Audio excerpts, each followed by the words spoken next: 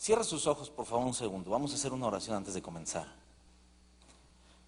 Padre, te damos gracias. Antes que nada, Señor, porque estamos delante de ti. Porque sabemos, Señor, que tú tienes para nosotros muchas cosas que enseñarnos. Te pedimos, Señor, en el nombre de tu Hijo amado Jesús, que nos libres de doctrinas de hombres, Señor, de filosofías humanas. Que sea tu palabra la que nos nutra, la que nos edifique y nos lleve, Señor, a un nivel de gloria diferente. Prepara nuestros corazones para recibir esta buena semilla y haz que produzca fruto en nosotros, Señor, en el nombre de Jesús. Amén. Yo le quiero hablar el día de hoy de algo que para ninguno de nosotros es ajeno y también para ninguno de nosotros es agradable. Yo no sé si usted se ha pensado o ha meditado en algún momento, ¿por qué causa de pronto el Señor nos permite atravesar por circunstancias difíciles? Es decir, ¿por qué de pronto atravesamos por momentos de escasez económica? No sé, ¿alguien ha pasado aquí por escasez económica? ¿Por qué en ocasiones nos deja atravesar por momentos de enfermedades, algunas veces terminales, graves? ¿Por qué algunos padres nos permite ver a nuestros hijos enfermar? ¿Por qué muchas veces padecemos cosas tan difíciles? Me quedé pensando en esto y déjeme decirle, de pronto en la congregación tenemos un montón de gente que está pasando por situaciones muy difíciles. Algunos de nosotros incluso esas situaciones ni siquiera las conocemos. Y eso me hace pensar, ¿por qué Dios nos pone en esta situación? Déjeme decirle algo, yo estoy un poco emproblemado, estoy un poco peleado con esa expresión de, es que el enemigo nos atacó, o el enemigo nos está haciendo. ¿Cuántos saben que la iglesia es la esposa de Cristo? ¿Cuántos hombres casados hay aquí? Levanten su mano. Felizmente casados, no la bajen, dejen sus manos arriba. ¿Cuántos hombres casados hay aquí? Casados, así déjela arriba, déjela así arriba. Contésteme lo siguiente con su mano levantada. ¿Quién de ustedes, si viera que alguien le va a hacer daño físico a su esposa, no la defendería? Si usted, siendo malo, saca de su corazón cosas buenas, ¿usted cree que Cristo iba a permitir que su peor enemigo le hiciera daño a su iglesia, a su amada esposa? No solamente no es lógico, no es bíblico. Pero lo que yo sí veo en la Biblia es que es Dios mismo quien mete a su iglesia a pruebas muy difíciles. Tanto así que Jesús mismo en la oración del Padre Nuestro dice, y no nos metas en la tentación. Cuando usted lee el libro de Job, es Dios mismo quien promueve las pruebas para Job. Es Dios mismo quien está constantemente probando a su iglesia. ¿Por qué Dios, y no sé si usted ha meditado en esto, pero por qué Dios nos pide que hagamos cosas que desde nuestra perspectiva como seres humanos parecen realmente imposibles? Sed santos como vuestro Padre es santo. Pero Él es espíritu. Él no tiene carne. Él no sufre con la concupiscencia de esta naturaleza pecaminosa. Sed perfectos como vuestro Padre es perfecto. Son cosas que desde mi perspectiva humana parecen inalcanzables. ¿Por qué Dios entonces se empeña en probar a su iglesia? Y déjeme decirle que estuve meditando al respecto, estuve platicando incluso con algunos hermanos, pastores, con siervos, y llegué a una serie de conclusiones y sobre todo a una observancia específica del padre de la fe. Vaya conmigo por favor a Génesis 22 y vamos a leer del versículo 1 al 13. Génesis 22, versículos del 1 al 13. Dice: aconteció después de estas cosas que probó Dios a Abraham. Diga conmigo, Dios probó a Abraham. Y le dijo, Abraham, y él respondió, heme aquí. Y le dijo, toma ahora tu hijo, tu único Isaac, a quien amas, y vete a tierra de Moriah, y ofrécelo ahí en holocausto sobre uno de los montes que yo te diré. Y Abraham se levantó muy de mañana y enalbardó su asno, y tomó consigo sus siervos y a su hijo Isaac. Y cortó leña para el holocausto, y se levantó y fue al lugar que Dios le dijo. Al tercer día alzó Abraham sus ojos y vio el lugar de lejos. Entonces dijo Abraham a sus siervos, esperad aquí con el asno, y yo y el muchacho iremos allí, y adoraremos y volveremos a vosotros. Y tomó Abraham la leña del holocausto y la puso sobre Isaac su hijo, y él tomó en su mano el fuego y el cuchillo, y fueron ambos juntos. Entonces habló Isaac a Abraham su padre y le dijo, Padre mío. Y respondió él, heme aquí, hijo mío. Y él le dijo, he aquí el fuego y la leña, mas ¿dónde está el cordero para el holocausto? Y respondió Abraham, Dios se proveerá de cordero para el holocausto, hijo mío. E iban juntos. Y cuando llegaron al lugar que Dios le había dicho, edificó ahí Abraham un altar y compuso la leña y ató a Isaac su hijo y lo puso en el altar sobre la leña, y extendió Abraham su mano y tomó el cuchillo para degollar a su hijo. Entonces el ángel de Jehová le dio voces desde el cielo y le dijo, Abraham, Abraham. Y él respondió, heme aquí. Y dijo, no extiendas tu mano sobre el muchacho ni le hagas nada, porque ya conozco que temes a Dios, por cuanto no me rehusaste tu hijo, tu único.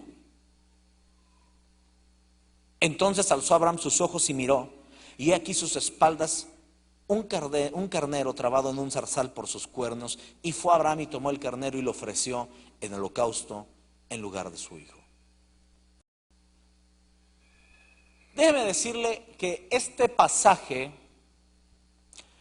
esta porción de la Biblia es la que provocó que Abraham fuera insertado en el libro de Hebreos, en el capítulo que habla acerca de los héroes de la fe.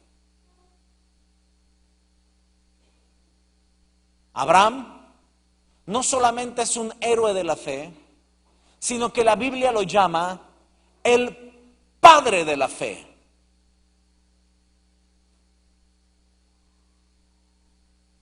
No sé si usted ha reparado en esto, pero Abraham tuvo a Isaac cuando tenía ¿cuántos años? Casi 100 años. ¿Hay alguien aquí que ha tenido un hijo ya en su vejez? Es decir, que a sus 50 años le nace un bebé. Oiga, usted puede decir, eso no es viejo. Espérese, cuando su hijo cumpla 20 años, él va a tener 70. ¿Alguien ha tenido esa clase de hijo? Mi hermano, déjeme decirle algo. Quizá él me pueda sacar del error si estoy equivocado. Cuando un hijo te nace en una edad avanzada, ese hijo te vuelve a la vida, te revitaliza. ¿Sabe por qué? Le voy a explicar lo siguiente. Una persona se muere cuando esa persona cumple su propósito. En otras palabras, usted es inmortal hasta que usted cumpla el propósito con el que Dios lo trajo a esta tierra. Cuando una persona llega a una edad avanzada y pierde todo propósito, es decir, en algún momento piensa que hasta ahí llegó su vida y que no puede hacer más, que ahora solamente se va a dedicar a envejecer y a esperar el momento del desenlace de su vida. Realmente cuando una persona ha perdido las expectativas de la vida, comienza a morir. Pero cuando una persona en una edad ya avanzada adquiere un nuevo propósito, como un hijo, sus expectativas de la vida se amplían y su deseo de ver el cumplimiento del propósito de ese nuevo sueño le alarga los días. ¿Sabe que la Biblia dice que hubo por ahí un hombre que al descubrir un propósito nuevo se le añadieron 20 años a sus días de vida? Imagínense a Abraham, a los casi 100 años, Dios le da un hijo. Como decimos acá, ¿verdad? En esta tierra bendita, andaba el hombre culeco, hecho loco con el chiquillo. ¿No le ha pasado eso, que el abuelito se convierte en un alcahuete de los hijos? Tú quieres corregir al chiquillo y el abuelito... Mire, yo le voy a decir algo. Mi papá a nosotros nos pegaba con singular alegría. Un día me reventó la cuarta de un caballo en la espalda. Y un día estando yo en casa de mi papá, mi hijo mayor, que es una bendición, hizo algo indebido y yo lo agarré y le di un varazo. Y mi papá me dice, no les pegues, se vuelven cardíacos. Dentro de mí yo pensé, dije, yo estaría bien infartado si eso fuera cierto. Imagínese a Abraham disfrutando a su hijo. Oiga, Abraham era un hombre que disfrutaba y acostumbraba a tener tiempos con Dios. Abraham es el único en la Biblia que recibe el título de amigo de Dios. Oiga, yo no sé si usted, pero yo tengo por ahí algunos amigos influyentes y cuando estoy con ellos y los saludo y me presento, hasta como que uno se le hincha el pecho y dice, este es mi amigo. Imagínese ser amigo de Dios, un amigo personal del Señor. Abraham estaba acostumbrado a tener tiempos de conversación con Dios. Usted puede ver en diferentes ocasiones en la Biblia que Dios llegaba a la casa de Abraham, ahora sí que como Juan por su casa, ¿va? Comía con él, se sentaba en el encinar de Mamre a compartir con él una buena carne asada. ¿Qué es lo que dice la Biblia que hizo? Eran amigos. ¿Alguien de ustedes tiene un buen amigo? Mira, a mí Dios me ha bendecido con muchos buenos amigos. Pero, ¿qué pasa? ¿Ven, Álvaro? Imagínense que Álvaro y yo somos brothers, bien cuates, somos bien amigos, ¿va? Y todo el tiempo estamos juntos y compartimos tiempo y compartimos pláticas y buenas conversaciones. Pero de pronto, como suele suceder entre muchos amigos, este cabezón se enamora de alguien por ahí y entonces empieza a pasar más tiempo con ella que con su viejo amigo. ¿Sabe qué? Muchos hombres, muchas mujeres no tienen la capacidad de superar eso y se encelan de la nueva relación de mi viejo amigo. Imagínese que Álvaro es Abraham y yo soy Dios. Ahí le va a tener que echar mucha imaginación. Y entonces un día Dios viene con Abraham y le dice, Abraham, ¿qué tal tu hijo, Y Abraham le dice, Señor, te puliste. Ese Isaac es un muchacho increíble. Mira, qué bueno. Y tú lo quieres, ¿no? El otro, no sabes cuánto. Yo daría mi vida por mi hijo. ¿Cuántos de ustedes darían su vida por su hijo? Qué bueno, Abraham. ¿Sabes qué, Abraham? He notado que últimamente pasas más tiempo con Isaac que conmigo. ¿Por qué no me lo das?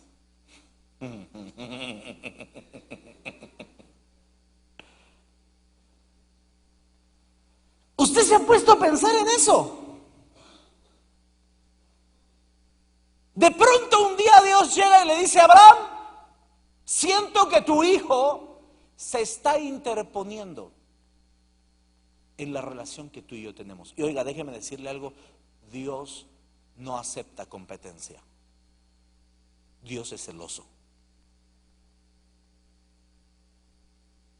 Dice, ¿o qué no sabéis, oh almas adúlteras, que el Espíritu que está en vosotros los anhela celosamente?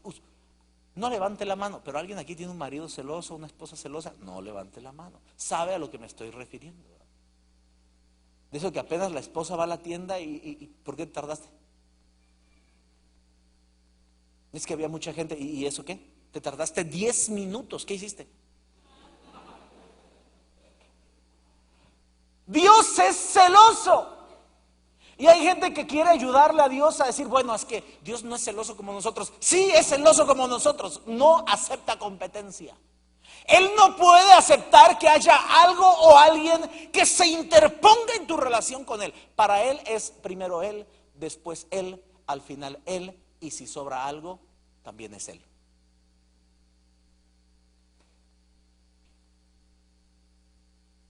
Entonces, ¿por qué Dios se ve en la necesidad de probar a Abraham?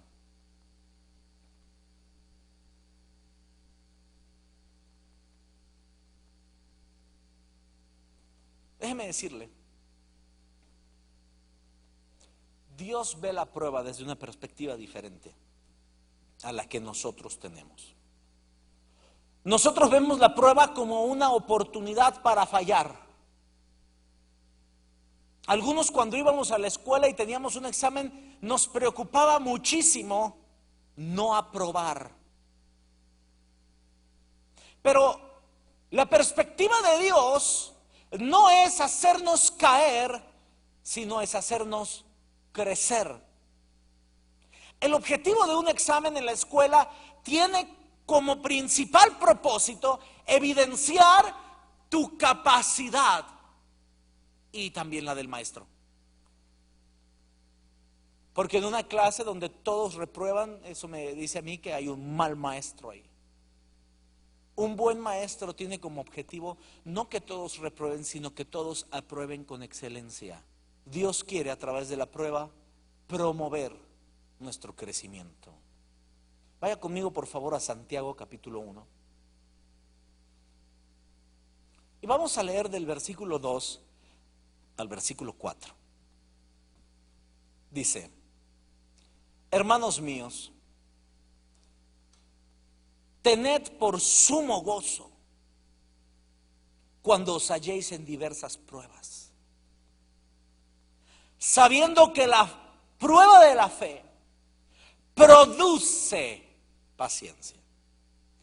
Mas tenga la paciencia su obra completa, para que seáis perfectos y cabales sin que os falte cosa alguna. Diga conmigo por favor, la fe. Nuevamente, diga conmigo, la fe produce. Fíjese decir esto, observe muy bien, quiero decirle esto. Fíjese muy bien. Para que la fe pueda producir, la fe necesita ser probada. ¿Cuántas veces hemos querido alcanzar niveles más altos de gloria? Yo no sé usted, pero yo creo que Dios tiene algo más para nosotros que esto. Dios debe de tener para nosotros algo mucho más que esto. Es decir, Dios debe de tener reservados mayores niveles de gloria que podamos nosotros experimentar. Y yo quiero alcanzarlos. Para eso necesitamos ser probados.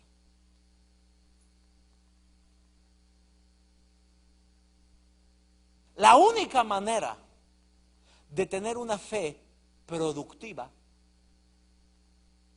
es que nuestra fe sea probada. No existe otra forma. Por muchos años he oído un ejemplo que me parece curioso, pero muy apropiado. Y hay gente que dice, la fe es como un músculo, ¿va? Charles Spurgeon decía que la fe es la mano que se estira para recibir de Dios. Pero ¿qué pasa cuando un músculo no se ejercita? ¿Quieres saber qué pasa? Mire, se atrofia. Este es músculo en reposo, sin ejercitar, sí, absoluto de hecho. ¿Usted conoce gente que está así bien ponchado, ¿verdad? Tiene unos cuadritos así en la barriga y todo? Oiga, eso no es que un día oraron y al día siguiente amanecieron así. Van al gimnasio, toman las pesas, las cargan. Y déjeme decirle, el primer día en la noche vas al gimnasio y dices, ni estuvo tan duro. Pero al día siguiente que amanece, andas como pollito espinado, ¿verdad? No te puedes ni mover.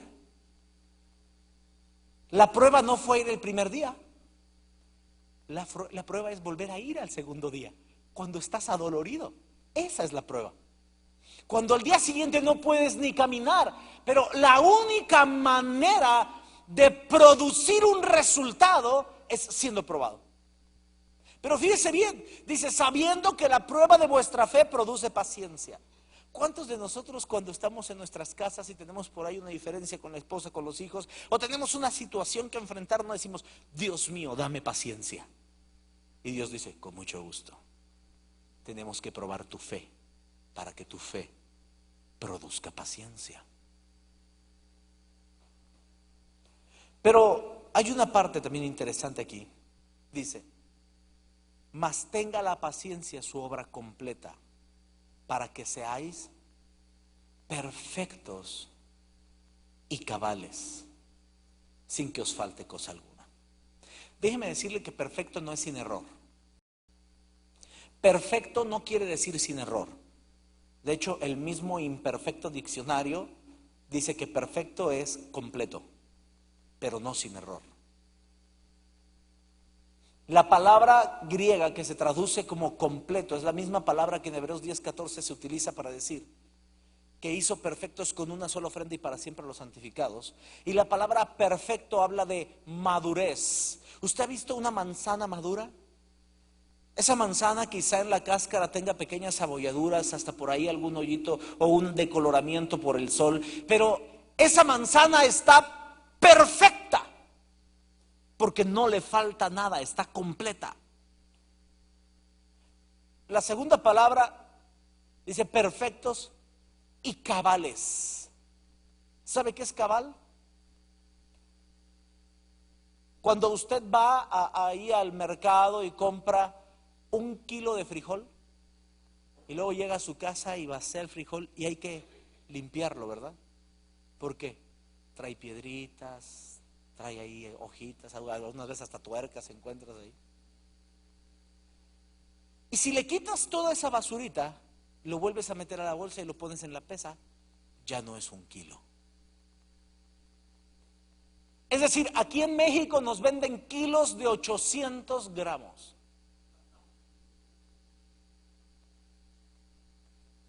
Es decir, no hay cabalidad en el asunto. O como cuando vas a la gasolinería o a la tienda y pagas con un billete de 100, ¿verdad? Y fueron 73,60.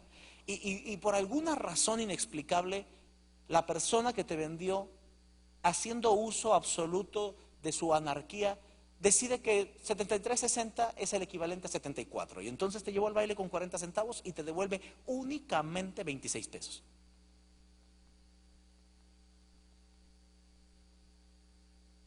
Por alguna razón no hay cabalidad. Y en este pasaje Santiago dice que tenemos que ser probados para ser encontrados cabales y perfectos. En otra palabra, completos. Su fe no puede estar madura, mucho menos completa, si su fe no es probada. Vaya conmigo, por favor, a 1 de Pedro, capítulo 1, versículos 6 y 7.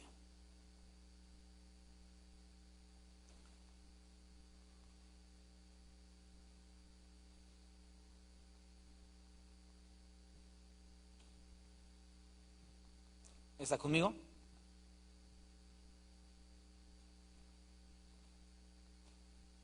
Dice, en lo cual vosotros os alegráis, aunque ahora por un poco de tiempo, diga conmigo, poco de tiempo, si es necesario, tengáis que ser afligidos en diversas pruebas, para que sometida a prueba vuestra fe, mucho más preciosa que el oro, el cual, aunque perecedero, se prueba con fuego, sea hallada en alabanza, gloria y honra cuando sea manifestado Jesucristo. Déjeme decirle, esto para mí es un alivio. Dios tiene como diseño que la prueba dure poco tiempo. Diga conmigo, poco tiempo. De ahí viene ese famosísimo proverbio mexicano que dice, no hay mal que dure 100 años, ni tarugo que los aguante. Dios dice a través de su apóstol, aunque ahora por un poco de tiempo tengáis que ser probados en diversas pruebas, afligidos en diversas pruebas. Lo que me preocupa es que para Dios un día es como 1000 años y 1000 años como un día. Espero que Pedro haya sido muy claro en esto que está escribiendo aquí cuando se refirió a decir poco de tiempo.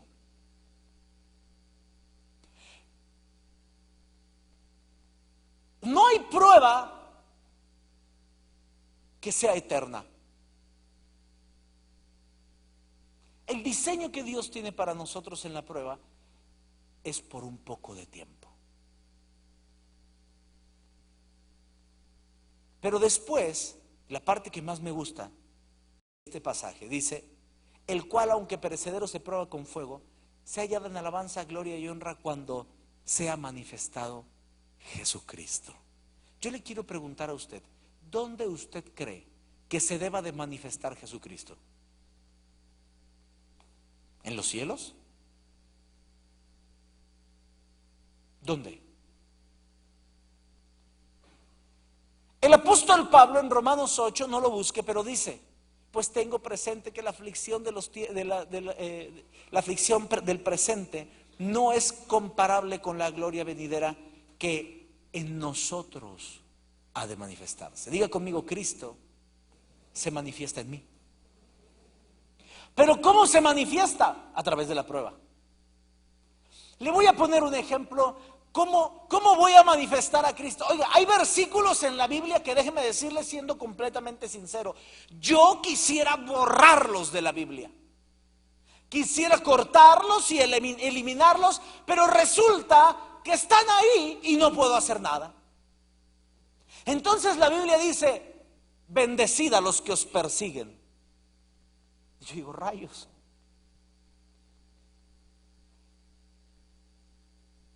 Amad a los que os maldicen. Y de pronto me dan ganas de voltear con el escritor del Evangelio y decirle, ¿qué te pasa? ¿Cómo me pides que ame al que me aborrece? Y por si me quedaba duda, pone abajo.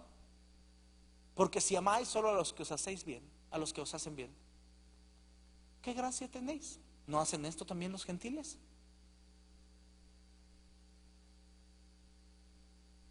¿Dónde voy a manifestar a Cristo? Ahí. Cuando el que me maldice y me persigue, lo encuentro en la calle y tengo la capacidad de taparle la boca con puro amor y decirle, Dios te bendiga.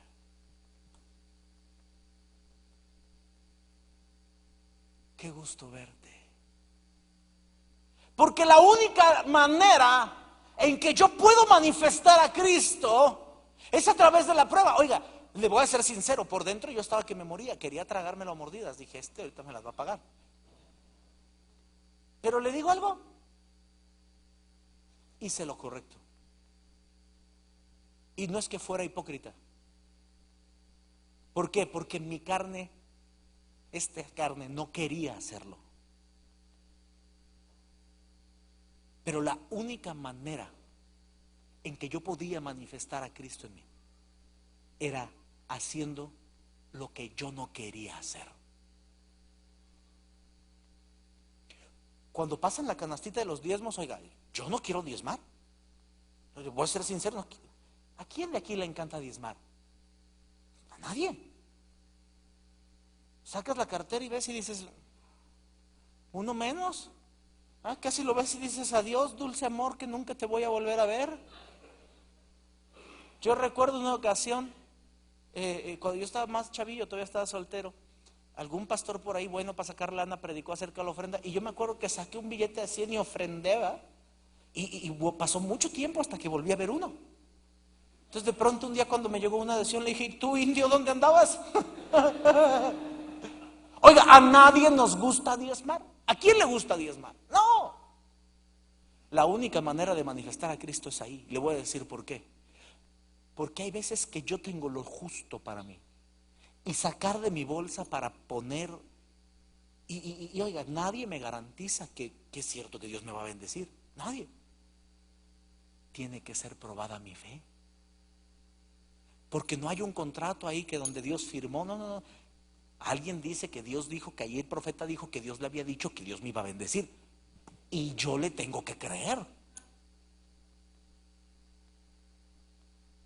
¿Me explico? Tiene que ser probada mi fe. La única manera que existe de manifestar a Cristo es a través de la prueba. Cuando alguien me pide que ofrende y no tengo lo suficiente como para varios días, y pongo a prueba mi fe y pongo la lana en el canasto.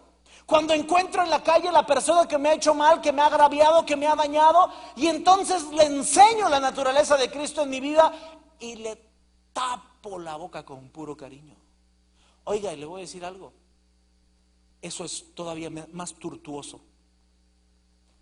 Imagínese cómo se sintió Judas cuando él venía a entregar al hombre que le dedicó 3 años de su vida, que lo tuvo viviendo con él, comiendo de su mano, viendo sus milagros, y Judas, sin que Cristo le haya hecho mal alguno, va, lo vende, y al llegar Jesús todavía le dice, amigo,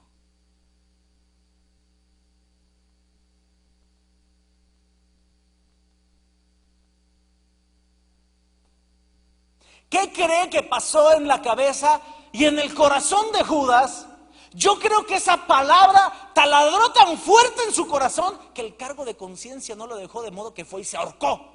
Porque cuando llegó al lugar donde iba a entregar al hombre que jamás le hizo un daño, él todavía le dijo, amigo.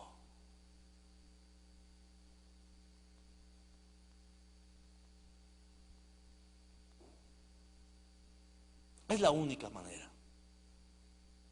Segunda de Tesalonicenses capítulo 1.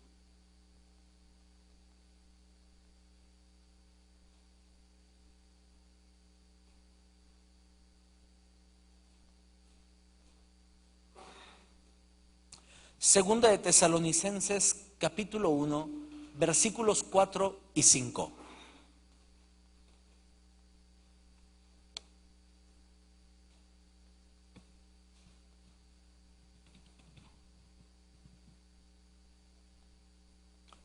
Dice, tanto que nosotros mismos nos gloriamos de vosotros en la iglesia de Dios, por vuestra paciencia y vuestra fe, en todas vuestras persecuciones y tribulaciones que soportáis.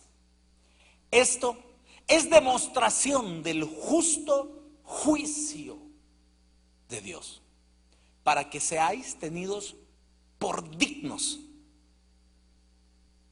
del reino de Dios, por el cual asimismo padecéis. Para mí este pasaje puede ser una prédica en sí mismo.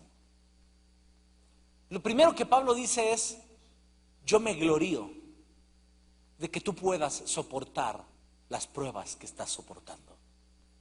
¿Qué estaba diciendo entonces? Me doy cuenta, gente de Tesalónica, que yo, el apóstol Pablo, quien cubre sus vidas, quien ministra sus vidas, les he dado un buen ejemplo de cómo se soporta una prueba, de manera que ahora ustedes tienen la capacidad de soportarla y me glorío de ello. Cuando una persona soporta con mucha paciencia las pruebas,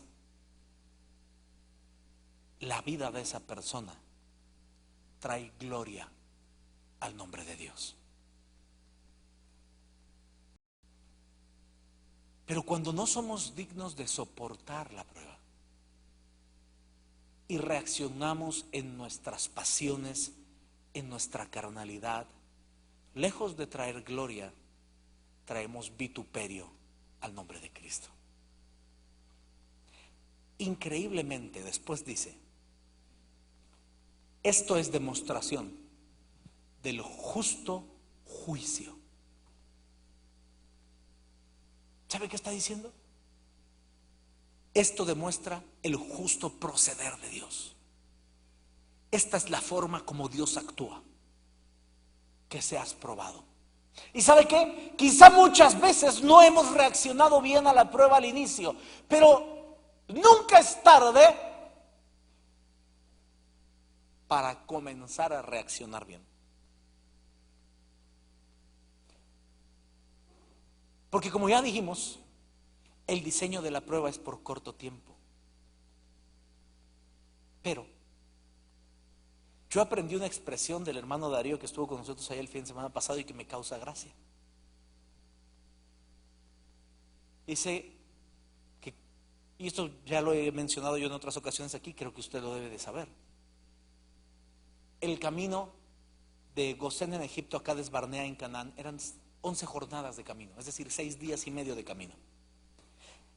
El pueblo se aventó 40 años y la Biblia dice, a causa de su necedad.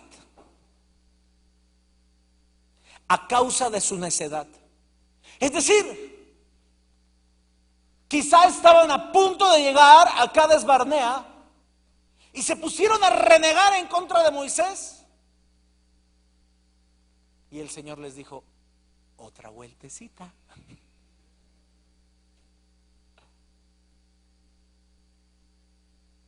Pasó el primer año, los otros dieron vueltas como locos. Quizá estaban a punto de llegar y ahora volvieron a renegar porque querían carne. Y Dios les dice, otra vueltecita. ¿Cuánto dure la prueba? Depende de ti. Dios la diseñó para que dure poco tiempo, pero si tú no aprendes a pasar la prueba, Dios te dice, otra vueltecita.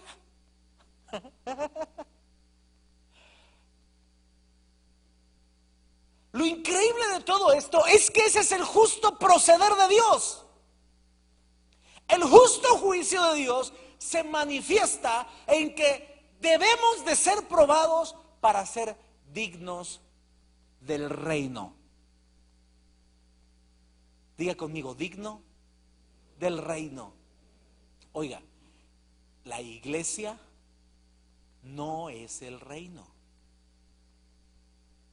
El reino es el objetivo, la iglesia es el medio. La gente confunde iglesia y reino. No. El reino de Dios no es la iglesia. La iglesia es parte del reino de Dios, pero no es el fin, es únicamente el medio. Y para que usted sea digno del reino de Dios, usted tiene que soportar la prueba y enfrentarla con dignidad. Vamos a hacer entonces un collage de los 3 versículos. Dice, para que tengáis, dice, aunque ahora por un poco de tiempo seáis afligidos, pero también dice que soportemos la prueba para que seamos hallados justos y cabales, perfectos, para que seamos dignos. ¿Qué quiere decir cabal? Que no hagamos lo que hacen los que venden frijoles, que no vendamos kilos de 800. ¿Sabe qué? Mi mala situación económica no me justifica de no diezmar. Mi mal proceder siempre será malo sin importar las circunstancias en las que esté. ¿Qué quiere decir esto? Que las circunstancias por las que yo atraviese, las circunstancias por las que yo esté rodeado, no justifican el medio. Diga conmigo, el fin no justifica el medio. Dios tiene cosas bien establecidas para algo.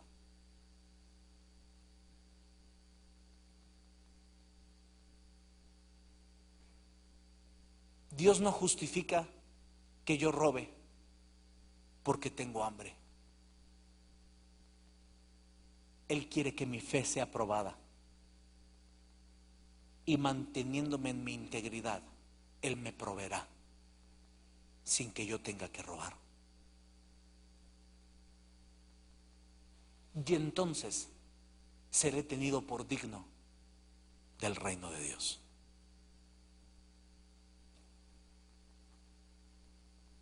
Vamos a volver ahora sí a la prédica. Todo esto fue pura introducción. Vamos a Génesis capítulo 22, donde empezamos.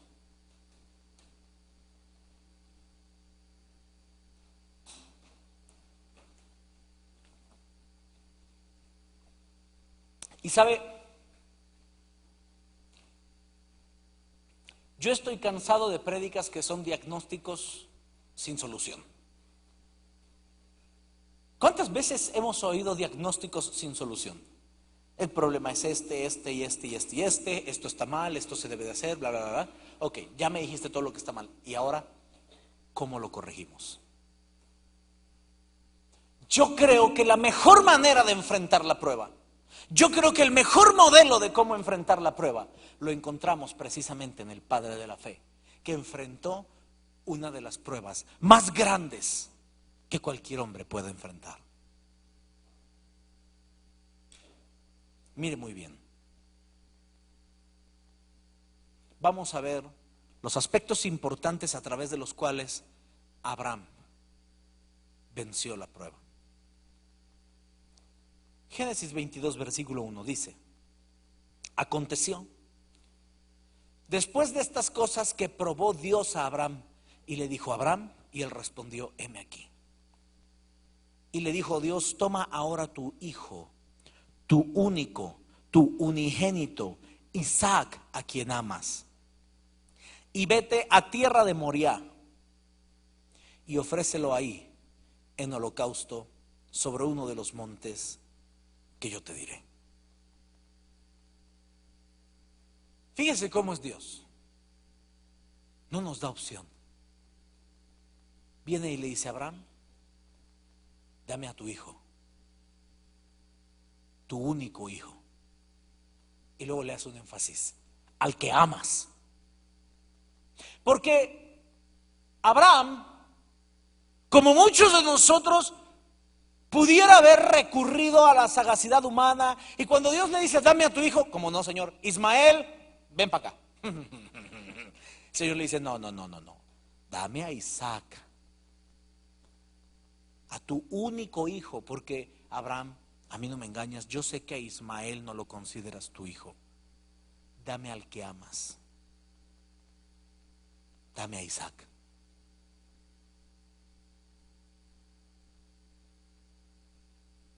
Dame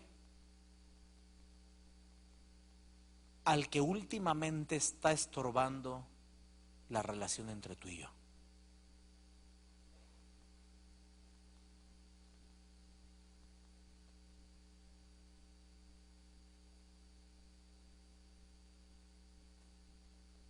Dame a Isaac.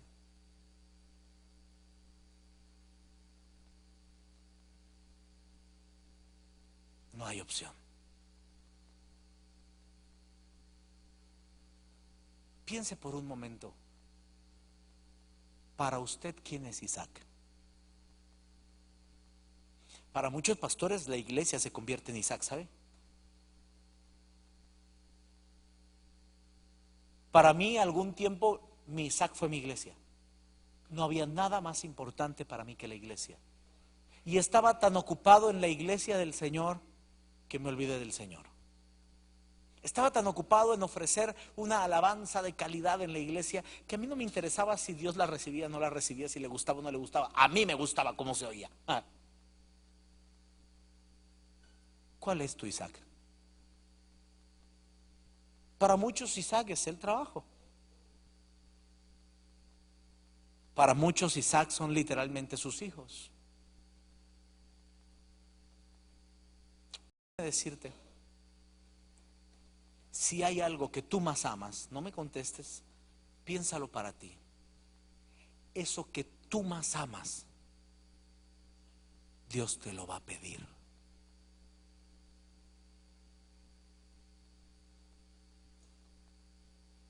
Va a llegar un momento en que te va a decir, dámelo.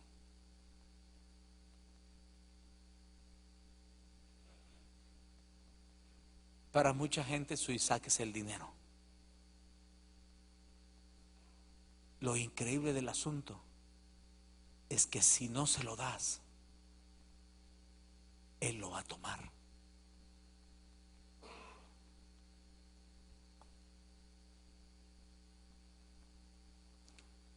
Fíjese bien. Toma ahora a tu hijo, tu único, Isaac, a quien amas, y vete a Moriah y ofrécelo ahí en holocausto sobre uno de los montes que yo te diré. Moriah quiere decir visión.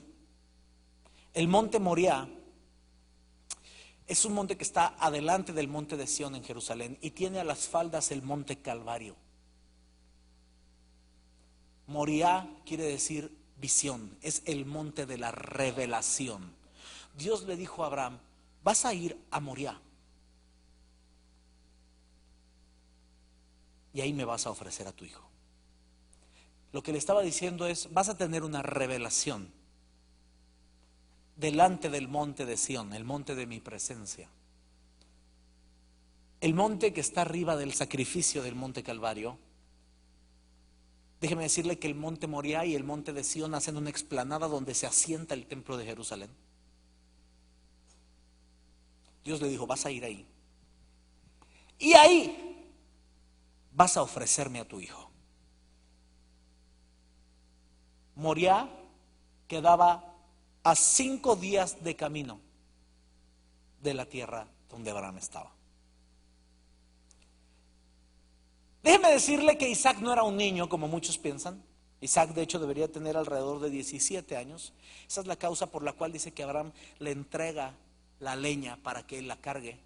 Y la leña no eran 2, 3 leños, era bastante leña con la que se construía el altar. Es decir, era un joven capaz de cargar con esa cantidad de leña. Pero no solamente eso, sino que le dice, vas a caminar 5 días con Isaac y ahí me lo vas a entregar.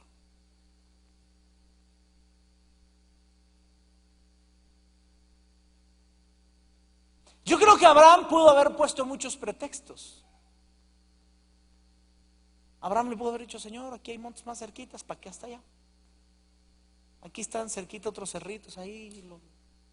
Dios dijo, no, tienes que ir al lugar donde yo te voy a decir.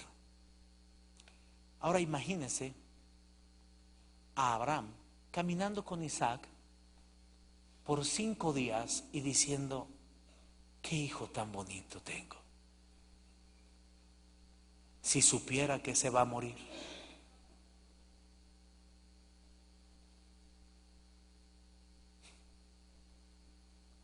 Yo me imagino que Isaac le pudo haber dicho, papá, tengo miedo. Y Abraham le dijo, imagínate yo que me voy a devolver solo.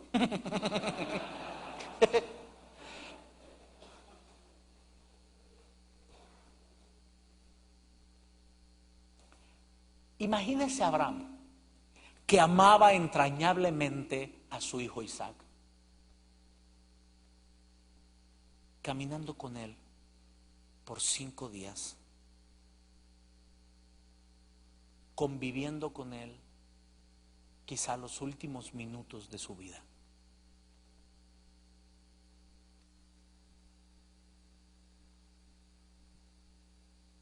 ¿Usted tendría la capacidad de caminar 5 días con su hijo para después matarlo?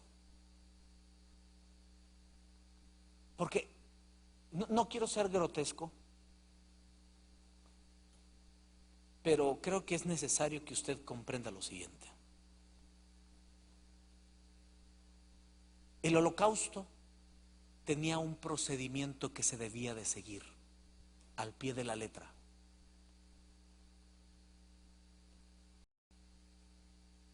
El holocausto decía que el cordero tenía que ser degollado, después se le tenía que abrir el vientre para sacar las entrañas, tenía que cortar sus piernas y sus brazos, dejar las vísceras a un lado y después ponerlo en la leña hasta que se consumiera en cenizas. Eso era lo que Abraham tenía que hacer con su hijo. Abraham tenía que degollar a su hijo, desprender su cabeza de su tronco, ponerla a un lado, abrir su estómago, sacar sus vísceras, cortar sus pies, cortar sus manos y ponerlo a quemarse hasta que se consumiera.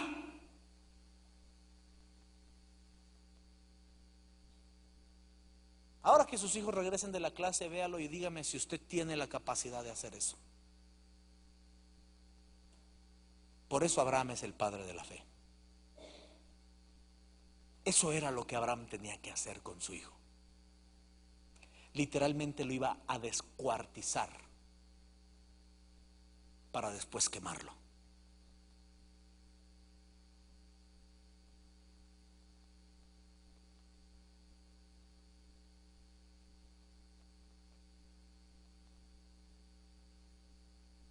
Un hijo es el cumplimiento de tus sueños. Un hijo es la manera que nosotros encontramos de extender nuestra vida. En un hijo nosotros vaciamos nuestras esperanzas. Y todo eso, Abraham debía matarlo de una forma sanguinaria.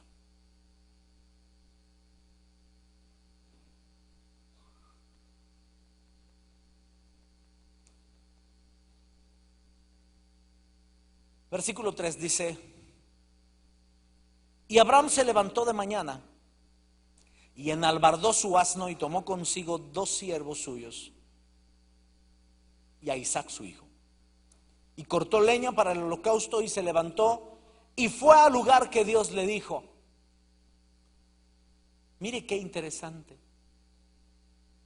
¿Sabe?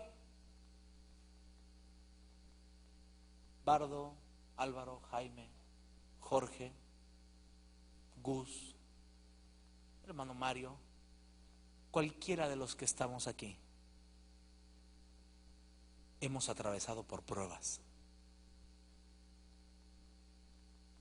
¿Y sabe qué? A veces las queremos postergar. Queremos procrastinar y decir: Señor, mañana. Como buenos latinos, ¿verdad? ¿Qué te parece? ¿Qué urgencia hay con Isaac? ¿Por qué no pasado mañana?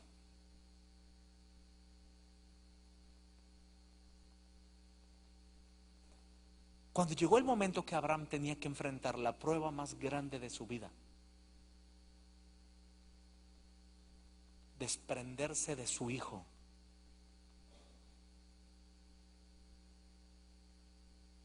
él se levantó muy de mañana.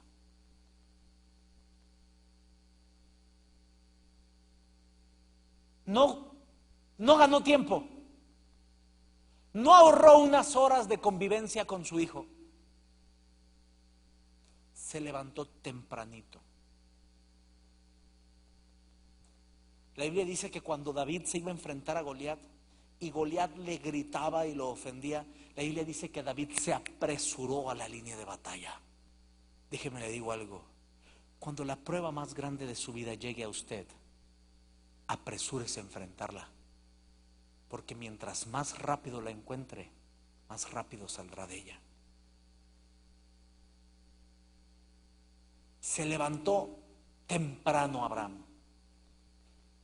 No trató de aguardar unas horas más, no, muy de mañana se levantó. ¿Y sabe qué es lo más increíble de esta situación? La Biblia dice que Abraham era un hombre riquísimo. La Biblia nos enseña que Abraham era un hombre millonariazo. Tenía esclavos, siervos y siervas. Pero Abraham no le pidió a nadie que cortara la leña. No le pidió a nadie que cargara su asno. No le pidió a nadie que hiciera nada por él. Abraham estaba en el entendido que esa prueba era de él y que él solito tenía que enfrentarla. Y él fue y él cortó la leña y él cargó el caballo o el asno. Él agarró al muchacho y él solito caminó con él. Hay pruebas en las que quisiéramos que otros nos ayudaran y Dios dice: esto es entre tú y yo. Abraham no le delegó a nadie el trabajo de su prueba. Abraham lo enfrentó a él.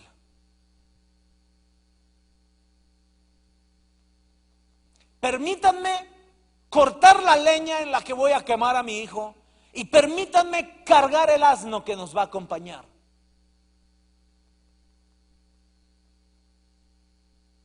Este es un asunto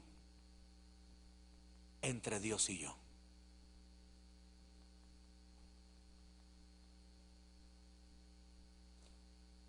Al tercer día, alzó Abraham sus ojos y vio el lugar de lejos.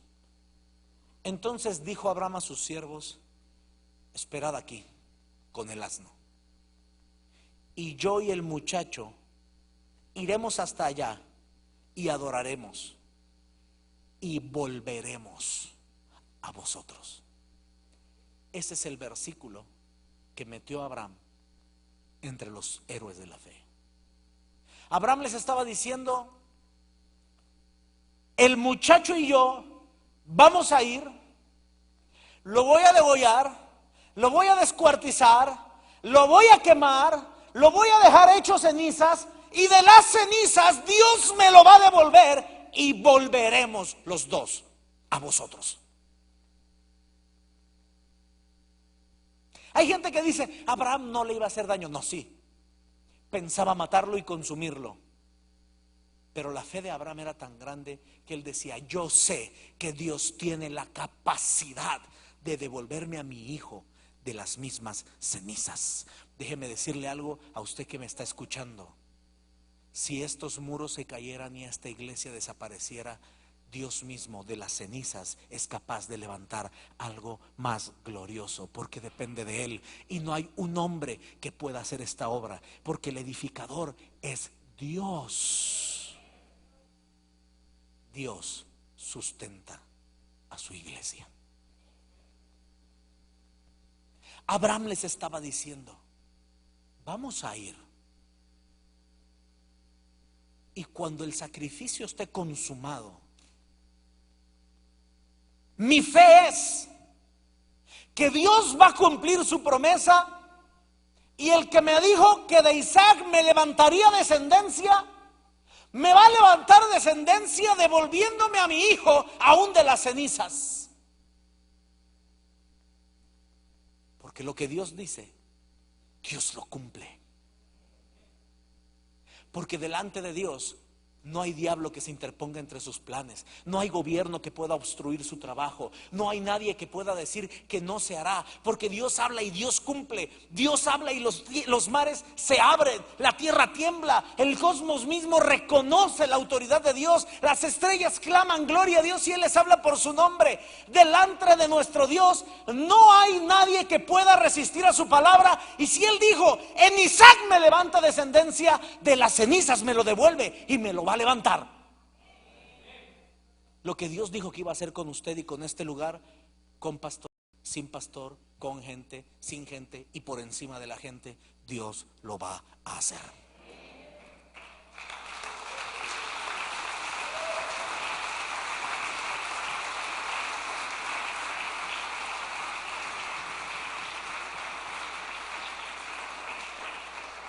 El versículo 6 dice: y tomó Abraham la leña del holocausto y la puso sobre Isaac su hijo.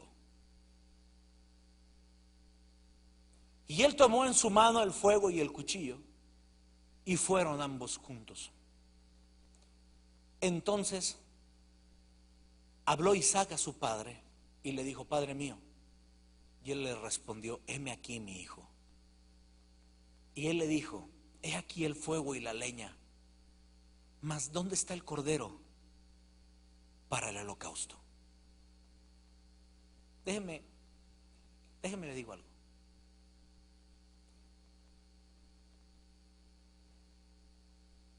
A mí me impacta no solamente la fe de Abraham, pero la obediencia de Isaac. Abraham era de Ur de los Caldeos, Ur Kasdim, una parte en lo que hoy conocemos como Arabia. En esa parte de Ur de los Caldeos se hacían sacrificios humanos.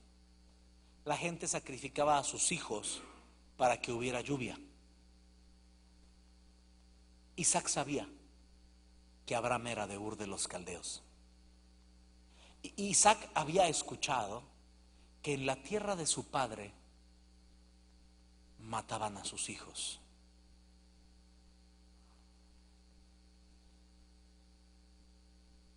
Y yendo de camino con la leña, el cuchillo y el fuego, Isaac le dice: ¿y el cordero? ¿Dónde está?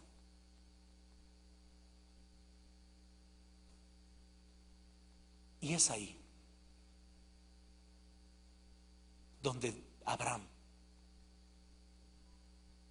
por primera vez utiliza esta expresión: Jehová Shireh, Dios se proveerá. Pero observe bien, el modelo de fe de Abraham, Isaac lo aprendió bastante bien. Padre, ¿dónde está el cordero? Hijo, Dios se va a proveer de cordero. E Isaac dice: si mi padre me dice que Dios proveerá el cordero, yo le creo a mi padre, Dios lo proveerá.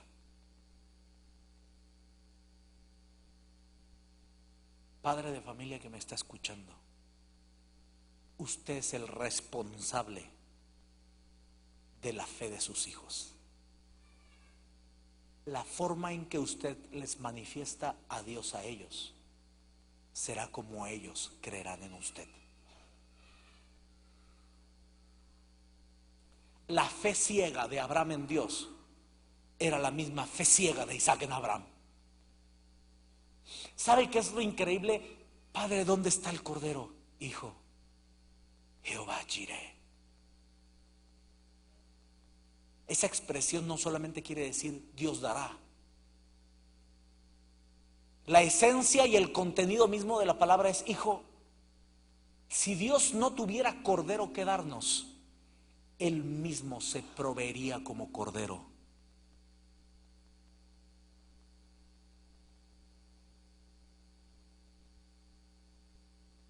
Si Dios no tiene para dar, Él se da a sí mismo. Ten confianza. Nuestro Dios se proveerá de cordero.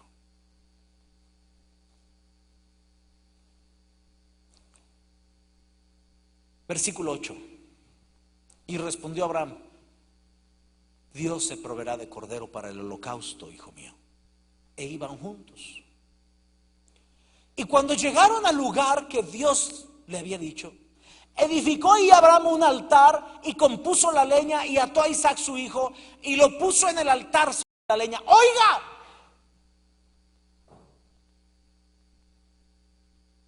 métase un poquito en la historia. Imagínense a un joven como Gustavo yendo con su padre El hijo, sabiendo el contexto histórico de la ciudad de su padre donde mataban gente, y el padre edifica un altar para el sacrificio y le dice: hijo, ven, acuéstate ahí. E Isaac va y se acuesta ahí. Yo no creo que Isaac era como esos hijos endemoniados que a veces hay en la iglesia, que el padre les habla y se arrastran, se tiran, hacen berrinche, dan vuelta, y el papá todavía con 3 dedos de frente le dice: ándale mi niño, ven y acuéstate. Creando un rebelde para el futuro que no sabe respetar la autoridad. Isaac no era así. Acuéstate, hijo. Y el otro fue, se acostó. El padre lo amarró. Y cuando iba a degollarlo, Isaac no le dijo: ¿qué vas a hacer? Isaac mismo se cayó.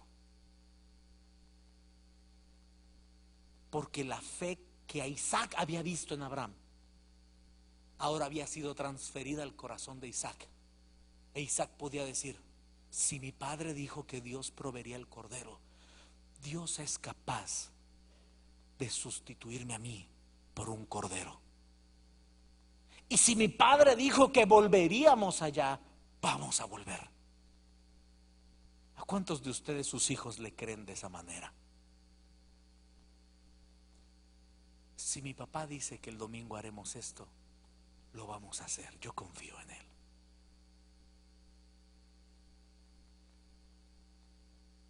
¿Cuántos de ustedes pueden generar esa confianza en sus hijos?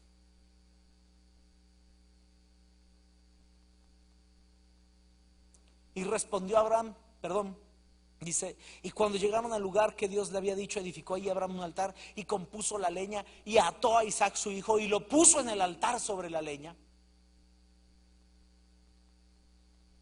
Y extendió Abraham su mano y tomó el cuchillo para degollar a su hijo. Y entonces el ángel de Jehová le dio voces desde el cielo y le dijo: Abraham, Abraham. Y él respondió: heme aquí. Y el ángel le dijo: no extiendas tu mano sobre el muchacho, ni le hagas mal alguno, porque ya conozco que temes a Dios, por cuanto no me rehusaste tu hijo, tu único hijo.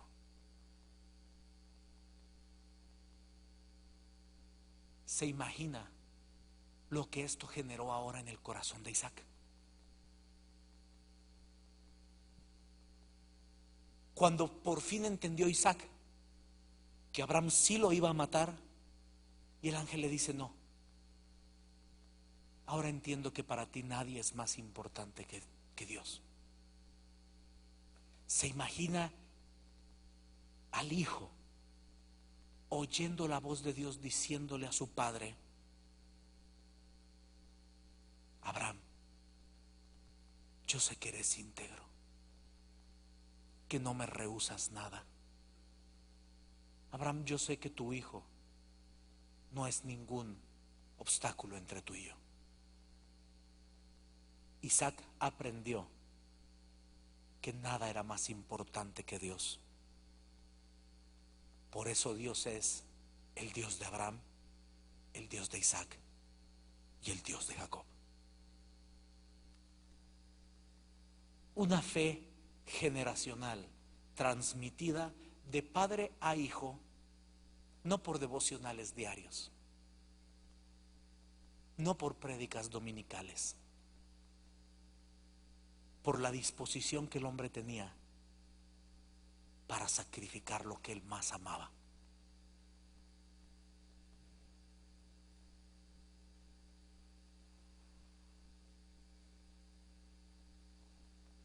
El versículo 13.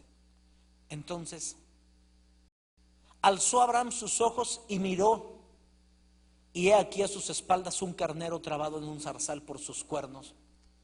Y fue Abraham y tomó el carnero y lo ofreció en holocausto en lugar de su hijo. ¿Sabe? Yo creo que este carnero ya estaba ahí mientras Abraham estaba en el sacrificio. Cuando Abraham estaba a punto de sacrificar a su hijo, yo creo que el cordero ya estaba ahí. El carnero de algún lugar tuvo que llegar y ensartar sus cuernos y atorarse. Pero yo creo que a Abraham le pasó lo mismo que nos pasa a muchos de nosotros, que estaba tan enfocado en su prueba, estaba tan enfocado en su problema, estaba tan enfocado en el sacrificio de su hijo, que no se había dado cuenta que Dios ya había provisto la solución para el problema. Y es que a veces nosotros estamos tan ocupados atendiendo la prueba, estamos tan ocupados atendiendo las situaciones que estamos enfrentando, que no nos damos cuenta que a nuestras espaldas Dios se ha provisto ya de una solución.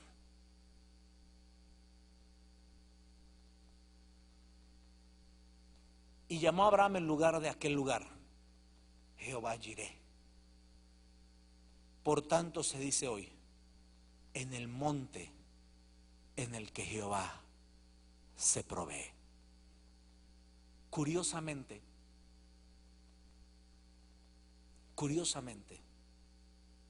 preste atención en esto. Esto es el monte Moriah.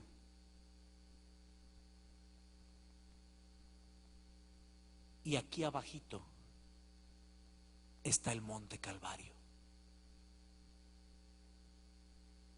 El lugar donde Dios le proveyó a Abraham un cordero para el sacrificio.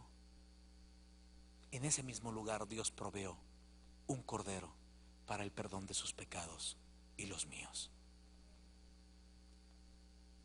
El lugar donde Abraham estaba dispuesto a sacrificar a su hijo fue el lugar donde Dios sí sacrificó al suyo.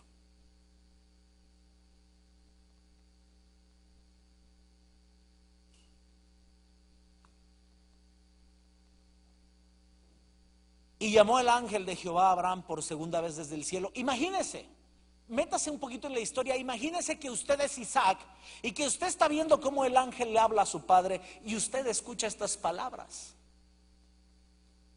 Y dijo: por mí mismo he jurado, dice Jehová, que por cuanto has hecho esto y no me has rehusado a tu único hijo, de cierto te bendeciré, te multiplicaré tu descendencia como las estrellas del cielo, como la arena que está a la orilla del mar, y tu descendencia poseerá las puertas de tus enemigos.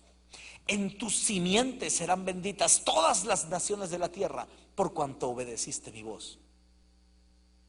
Imagínese usted que Dios le está hablando a su padre y usted oye estas palabras. ¿Sabe la seguridad, la fe y la confianza que generó en Isaac? Si Dios está con nosotros, ¿quién contra nosotros? Dios mismo juró por sí mismo bendecirnos, darnos esta tierra en heredad, multiplicar nuestra descendencia. Yo creo que Isaac pudo haber dicho, y lo más increíble de todo es que eso lo produjo la obediencia de mi padre.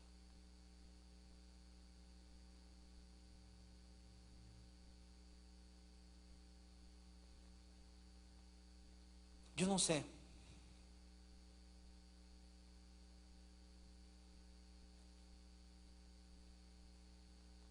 si usted en este momento está pasando por una prueba de este tipo.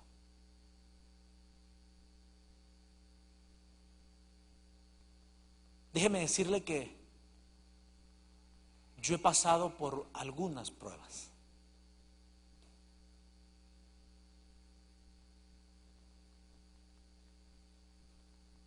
Una de esas pruebas fue precisamente con mi hijo más grande. Mi esposa estaba embarazada y tuvo por ahí un problema durante su embarazo. Yo estaba predicando en la ciudad de Guatemala.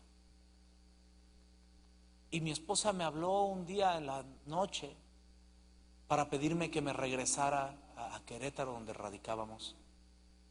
porque estaba mal y podía perder al bebé. Yo le dije, no puedo. No puedo porque yo vine a este lugar a hacer una obra y no me voy hasta que la haga.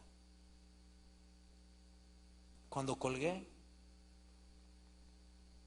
preocupado, entristecido, me senté en la cama y dije, Señor, yo no voy a pelear contigo. Si tú no quieres ese hijo, yo tampoco lo quiero.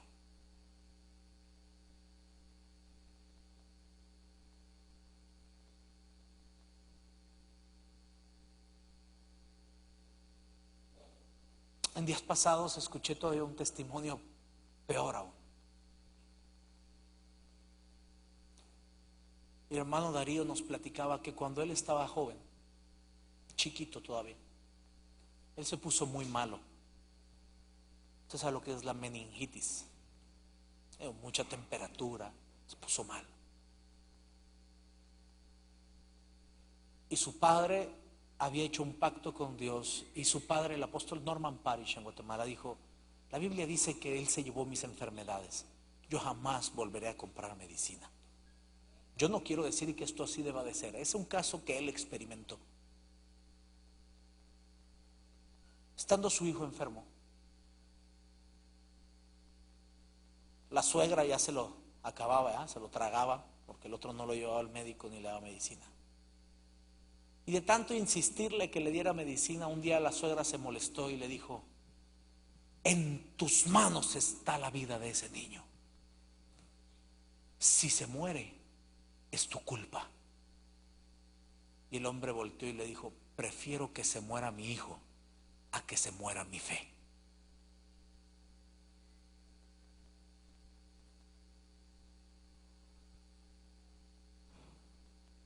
Todos en algún momento atravesamos pruebas difíciles.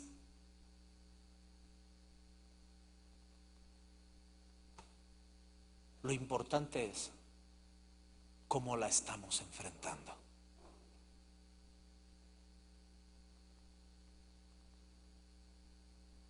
¿Con qué integridad estamos enfrentando nuestra prueba?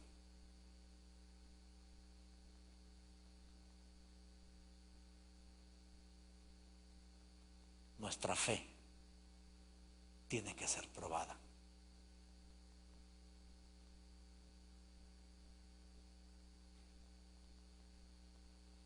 Cierre sus ojos ahí donde está, así sentado en su lugar.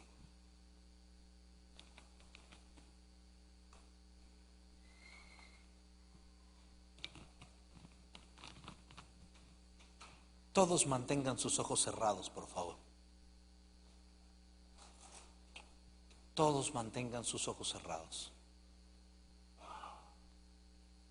Aún le voy a pedir a los servidores que por favor cierren sus ojos un segundo. Cierren sus ojos. Y ahí donde está, con sus ojos cerrados, si usted está atravesando por una prueba que necesita enfrentar, así como usted está, con sus ojos cerrados, le voy a pedir que levante su mano ahí en su lugar, por favor. Así con sus ojos cerrados, deje sus manos en alto. Y yo quiero hacer una oración por usted.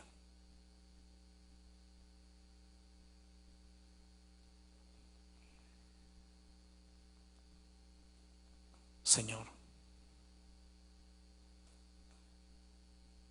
te necesitamos tanto, Señor.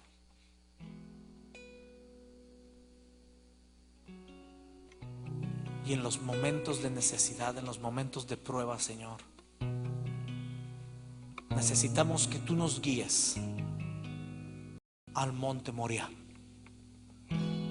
para que recibamos la revelación de cómo enfrentar esta prueba, para salir victoriosos, aprobados y ser dignos de tu reino. llévanos a un nuevo nivel de gloria. Genera en nosotros la confianza que generaste en Abraham, en la que podamos confiar que si este tabernáculo terrenal fuera derrumbado, tenemos de parte tuya un edificio en cual habitar, Señor. Gracias, porque en ti podemos confiar, porque en ti está nuestro reposo y en ti está nuestro destino. En el nombre de Jesús, Señor.